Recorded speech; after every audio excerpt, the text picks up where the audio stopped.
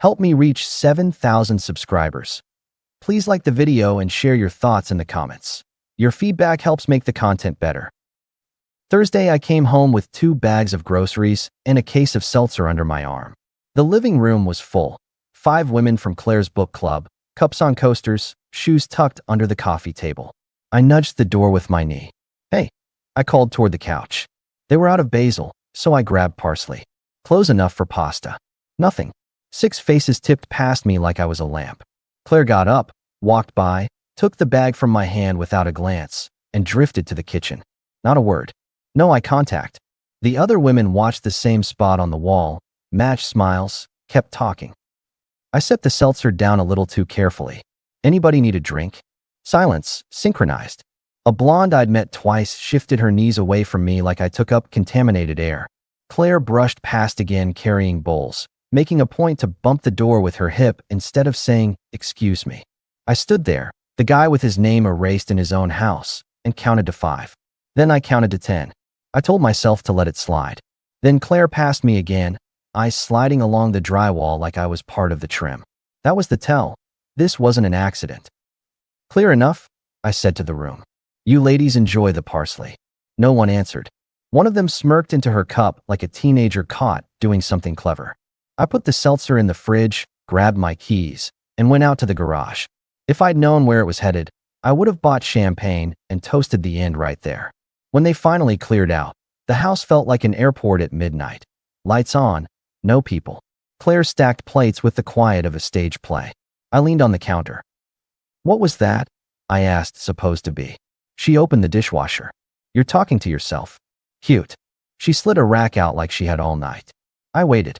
When she finally looked up, the look was textbook detached. You've been ungrateful, she said. We're doing a reset. We? Everyone in the group committed. 30 days. It's not personal. It's practice. Practice for what? She wiped a crumb with one finger. For remembering your place. You take too much space and don't see what you have. You will. If I talk first, you'll think you win. So I'm not. I laughed once. So you all agreed to treat me like furniture. For a month.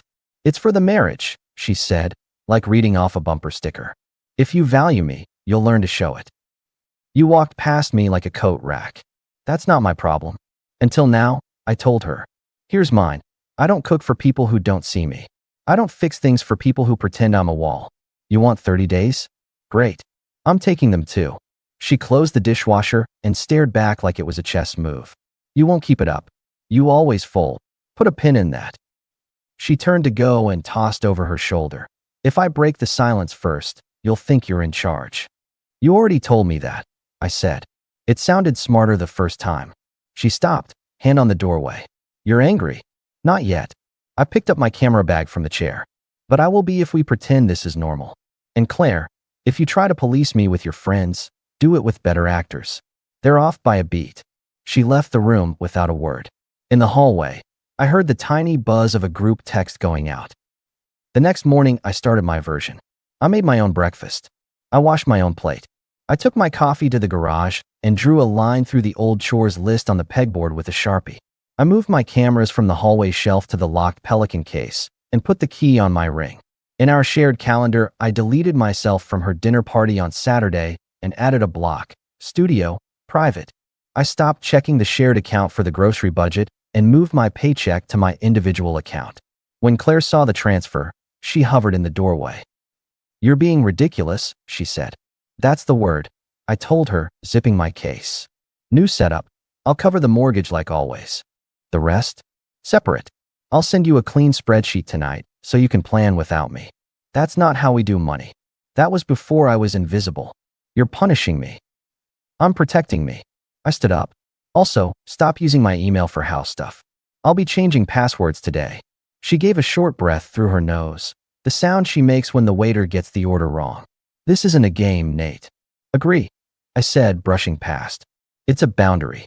At the studio downtown, Evan was already there, the kid I mentored who still calls me sir half the time. He looked up from the light stand. You look like you slept in your truck, he said. I slept in my bed, I answered. My bed slept in a cold front. What happened? Domestic theater, I said, mounting a lens. Something with a book club and a silent treatment with rules. I've been demoted to a chair. He winced. Do you want me to hit mute on your phone? You keep checking it. I set the phone face down. No, I'm done performing. He squinted at me. You gonna talk to her? I did. She gave me a script. I walked off stage. Evan nodded, the way a guy nods who's watched an older man choose his spine. All right then. What's the plan? Work, I said. Also, I'm reorganizing my time. Saturdays are mine again. No more couples things unless I accept them. Clean calendar. Clean budget. A few hours later, around lunch, Claire came by the studio. She didn't text first. She just appeared in the doorway with a paper bag. I brought you food, she said, stepping inside like it was hers. You've been eating garbage. I took the bag, lifted the lid on a plastic container. Chicken and rice. She rested her palm on the table like she meant to look supportive.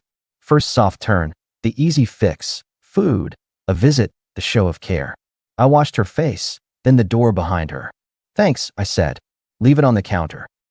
That's it. Her fingers drummed once on the wood. I'm in the middle of a set.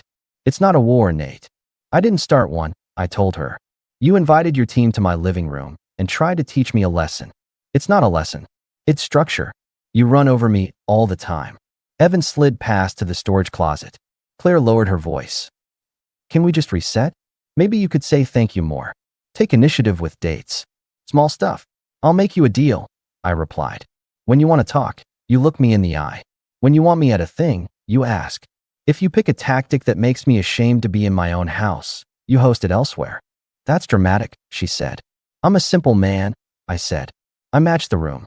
She shifted, then took a step closer. I still love you. I held her gaze a second. Didn't say it back. We'll see how we do. Her face pulled tight. You didn't say it.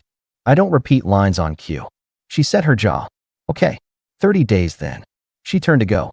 Don't starve yourself to prove a point. Never my style. When she left, Evan poked his head out.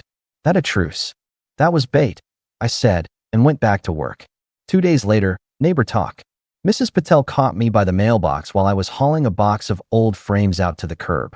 I saw the girls in your living room, she said gently. Everyone looked very serious. Book club, I answered. Apparently I'm the book. She clicked her tongue. A marriage is not a classroom. Thanks, I said. Noted. That night Claire stood at the kitchen counter with the budget spreadsheet open. I put my keys in the bowl.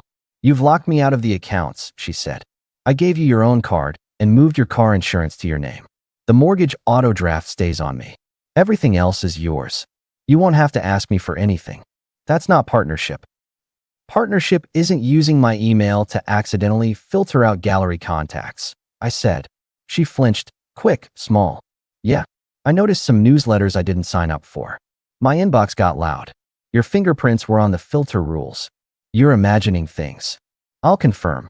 You're turning this into math to avoid feelings. I like math, I said. It doesn't lie. She closed the laptop with 2 fingers. You make everyone think you're so generous. But I'm the one who runs the life. You do a lot, I said.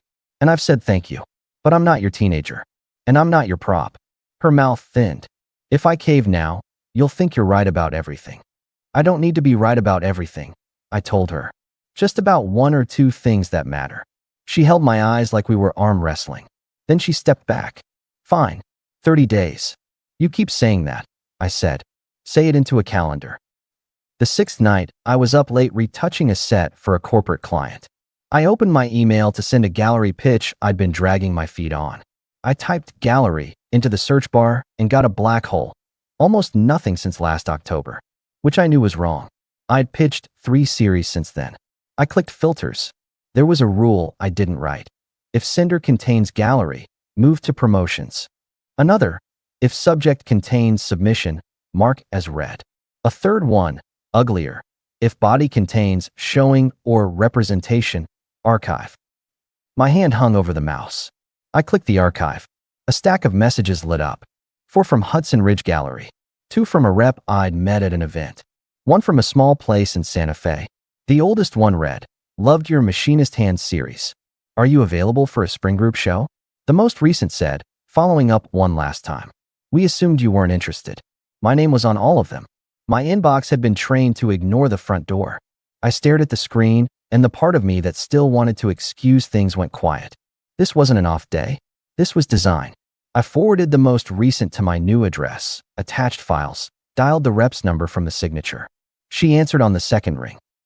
Nate Davis, I said. You emailed me in May. I didn't see it. Are you still booking?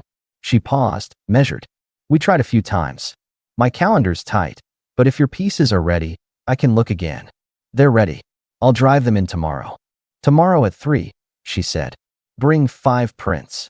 I hung up and took screenshots of the filter rules. I stood, stretched my back, and looked at the closed bedroom door.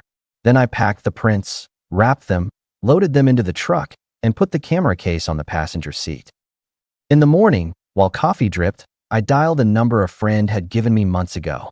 Marissa, the woman answered. Family law. Consultation, I said. Not urgent in the legal sense. Urgent in the respect sense. Tomorrow 10? Done. Claire came into the kitchen in slippers. Hair up, checked the counter, and then me. You're up early.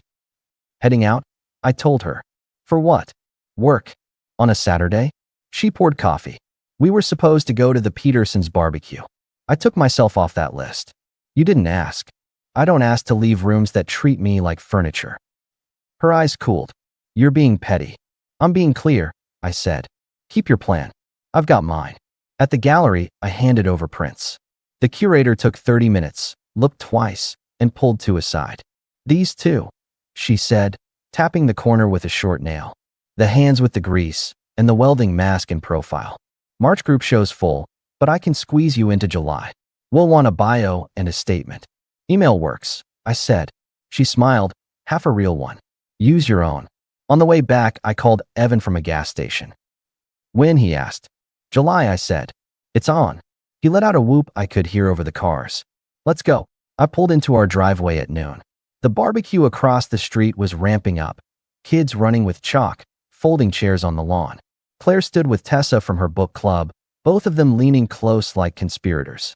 I walked up our steps with the prints back in the tube and the new emails hitting my inbox. Tessa spotted me first. Oh, the handyman's back. I looked straight at Claire.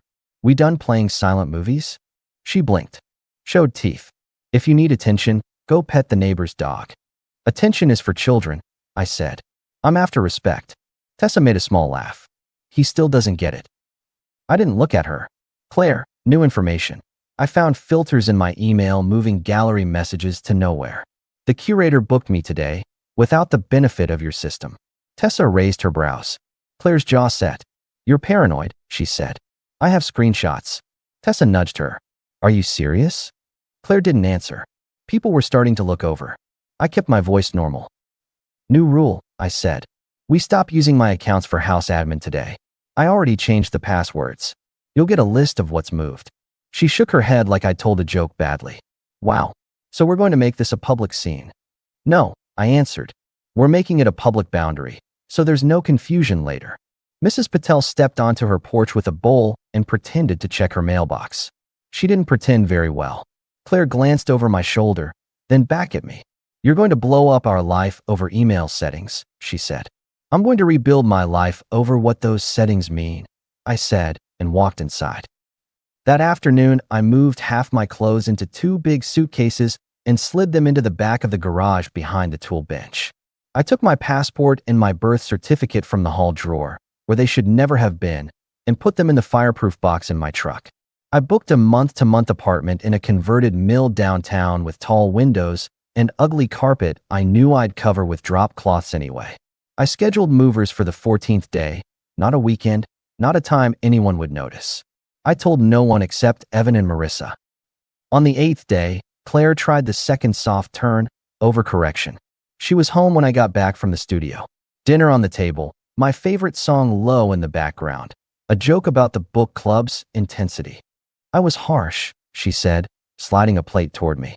I want to make it up to you. Let me help with your portfolio. We can write that statement together. Appreciate the gesture, I said, staying standing. I've got it. She reached for my sleeve. Let me in, Nate. I'm trying. You're trying to fix optics, I said. I don't need optics. I need honesty. Did you mess with my emails? Her hand dropped. This is what I mean. You rush to blame. I look at facts, I told her. And I adjust. I'm offering a reset and you're throwing it in my face. You're offering a pocket with a hole, I said. I don't carry things in those. Her eyes hardened. You want me to beg? No, I said. I want you to respect that I'm not 12. She turned off the music with one jab. Then eat alone. I've been practicing, I said, and went to the garage. On the 10th day, I met with Marissa in her office with plain art and a quiet humming fridge. She listened to the story like she was measuring space for furniture. You don't want litigation, she said finally. You want clean lines. Right, I said. I'm not out to scorch earth. I'm out to keep my dignity and my work. You can set terms by how you act, not what you threaten. How long have you tolerated this dynamic? Long enough to recognize patterns, I said, watching the light off her pen. I should have moved 6 months ago when I noticed the budget drift and the calendar load.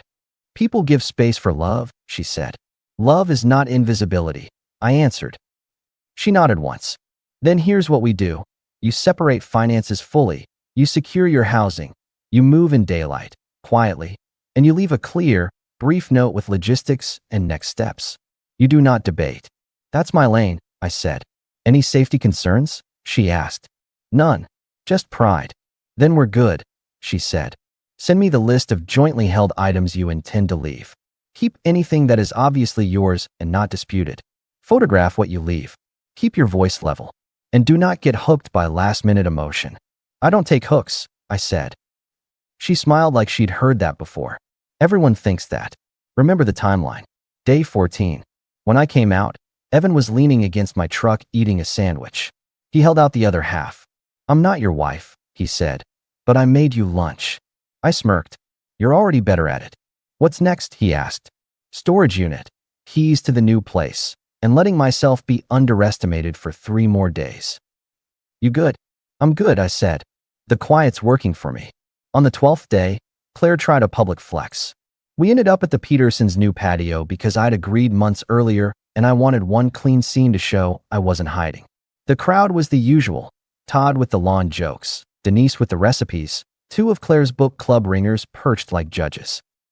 Todd clapped me on the shoulder. Nate, did they finally let you out of the studio?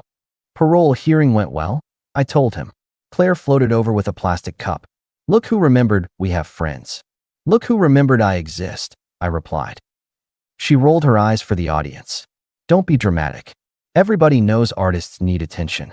Denise shifted like she'd stepped on a marble. I kept my voice even. I don't need attention. I need basic respect. That's not the same thing. One of the book club women, the blonde from the first night, chimed in. Sometimes men need training. I tilted my head. Dogs need training. Language, Claire said sweetly. We're just talking about gratitude. I set my cup on the ledge. Gratitude without agency is flattery. Todd let out a low whistle, like he'd heard a good line at a bar. Claire smiled too wide. Anyway, she said, turning to the group. Nate's been a little sensitive lately. We're giving him space. Translation, I said, calmly. There's a 30-day stunt to teach me my place. It has done the opposite. Denise fiddled with her napkin. Claire leaned in close, smile glued, voice a whisper only I could hear. You're making me look bad, she said. No, I answered just as quietly. You're doing that fine without me. She straightened. If you loved me, you'd play along. If you respected me, you'd stop playing. The blonde cleared her throat to break the moment. Claire, do you need help inside? Claire took the out. She brushed my arm, not affectionate, more like checking if I'd flinch, and went with them. Todd slid to my side. You want me to invent a reason to pull you out? He asked. I blew out a breath. No, I'm good. You two okay? I looked him dead in the eye. We will be, one way or another. When we got home, Claire set her purse down and aimed for round 2. You embarrassed me. I told the truth, I said. You could have backed me in public and corrected me in private. If you wanted private, you wouldn't have started this in my living room with a crowd. She rubbed her temple. You are impossible. Not to everyone, I said. Not anymore. The 13th day, I boxed up my darkroom gear. I took the framed print of my father's hands off the hallway wall and replaced it with a blank square. I left the old dishes, the couch she picked, the guest room set, the rugs. I left enough to make the house look full and empty at the same time. I brought the mover's truck to the next block and loaded from the garage, while Claire was at her club. Evan labeled boxes like a surgeon. We finished in under an hour. At dawn on the 14th, I put my key in the garage remote on the kitchen island with the note. Short, 7 lines, no accusations. It listed what bills I'd continue for 90 days, what I'd moved, the address where she could ship any stray mail, and one line that mattered. I will not live where I am treated as a piece of furniture. I didn't sign it with love. I signed it with my name. Before I walked out, I took one last pass through the rooms. Habit, not sentiment. In the bedroom, I glanced at the nightstand. Claire's phone lit up with a notification from the book club thread. Remember the 30 days? It read. Don't fold. I unlocked the front door, stepped into the morning, and shut it behind me. The clicks sounded like a clean cut. At noon, while I was hanging prints in the mill apartment, Claire's text finally came through. 3 in a row. Where are you? You're being childish. Come home and stop this. I typed slowly. You wanted silence. I took it. Keep the house. I'll keep my self-respect.